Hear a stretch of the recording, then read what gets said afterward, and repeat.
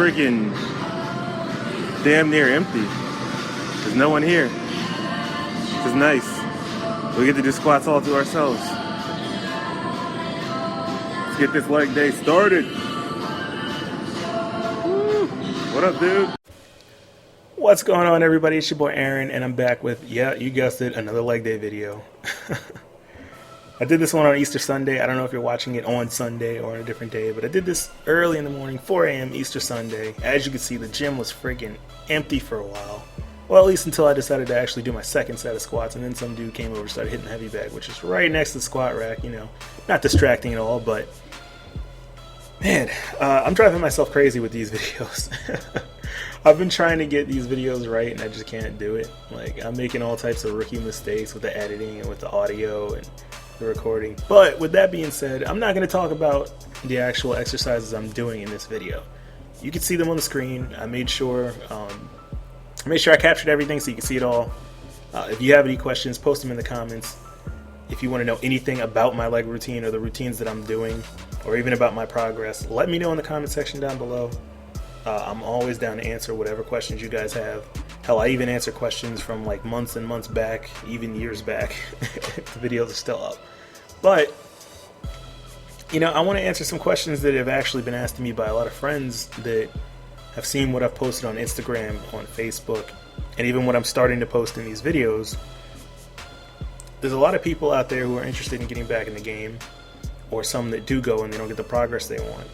So one of the first things people ask me is, where do I start? Like I said in a previous video, I always start with simple exercises, things like squats, bench presses, shoulder presses, stuff like that.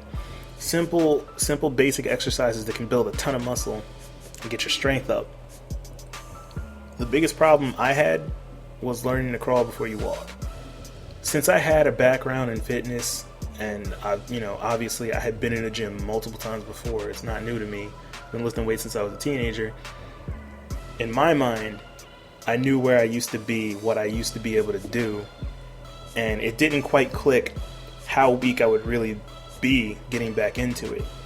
So at the end of the day, you know, when you're insanely out of shape, you don't really, it can be overwhelming because you don't know where you're at. So the first thing I had to do was assess myself physically, you know, find out what my maxes are, how many reps I can get, what weights are comfortable to me, and where I can go from there. And then from that point on, it was basically about increasing my strength and maintaining my form.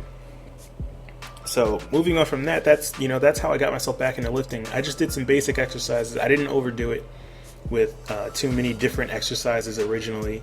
You know, my leg day would be maybe 3 to 4 exercises. I would just do, go as hard as I could with those without causing injury, and grow from there. And then I would add in more exercises as I gain the strength and, flexibility and everything like that. And it's the same thing for every muscle group. You start small and then you go big later. But for me, that wasn't the hardest part about this whole thing. The hardest part for me was actually the diet. And I say that, I have a vlog recorded for you guys that I'm going to post also, but the hardest thing about it for me has really been maintaining my diet. After a few months, eating the same foods every day over and over again can be very, very tedious. It can be frustrating, especially when you want to cheat. And I have cheated a few times, but even when I cheat, I try to keep things within my macros. Because at the end of the day, it's still about my goals. Having that one thing you really, really, really crave. Yeah, you can do it, and it might not cause that much damage, but I'd rather reach my goal quicker, sooner rather than later. So, as rough as it is, you just have to fight through it. But yeah, the diet is the hardest part, I believe. Most people don't have the discipline to actually maintain a very, very boring diet. So for me, it was basically about trying to find ways to make it less boring. Not necessarily eat the same exact thing when I do my meal prep, to try and make different things and have a variety. That way my body doesn't, get accustomed to and then, start having a distaste for the things that I take in.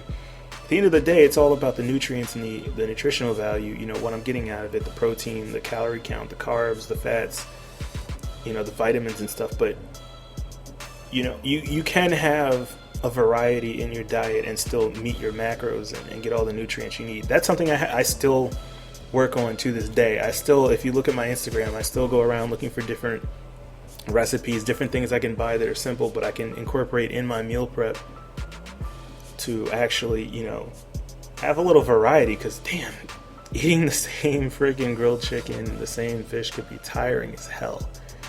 But yeah, so, you know, if you follow me on Instagram, you'll see that I try to switch things up to at least show people out there that it doesn't have to be boring, because it was getting boring for me and I had to do something different. And last but not least, what I'm going to answer here is, a lot of people ask why I don't use a trainer. And a big part of it is because this is personal. I have nothing against trainers. I don't think that if you're interested in one, you shouldn't do it. It's a personal decision for me not to use one, mostly because this entire journey, and look at that vein in my forearm, it looked amazing. That's one of the beautiful things about, you know, getting stronger and getting in better shape, is you start seeing all types of vein and vascularity come out that was not there when you're a fat guy. It's a beautiful thing. But like I said, you know, the reason I don't get a trainer is it's a personal decision. You know, as somebody that used to teach fitness and martial arts and had a pretty good background, this is therapy for me. So doing it by myself is that much more rewarding, in my opinion. I know I could probably reach my goals a little bit better if I had someone else there to push me, but I'm not the type of guy who needs that necessarily. A lot of people do, and that's why I have nothing against you if you do. But me personally, I don't need someone standing over my shoulder telling me what to do. I'm the type of guy that creates a plan and then executes that plan. So that's to answer a few things people have asked me since I started doing this.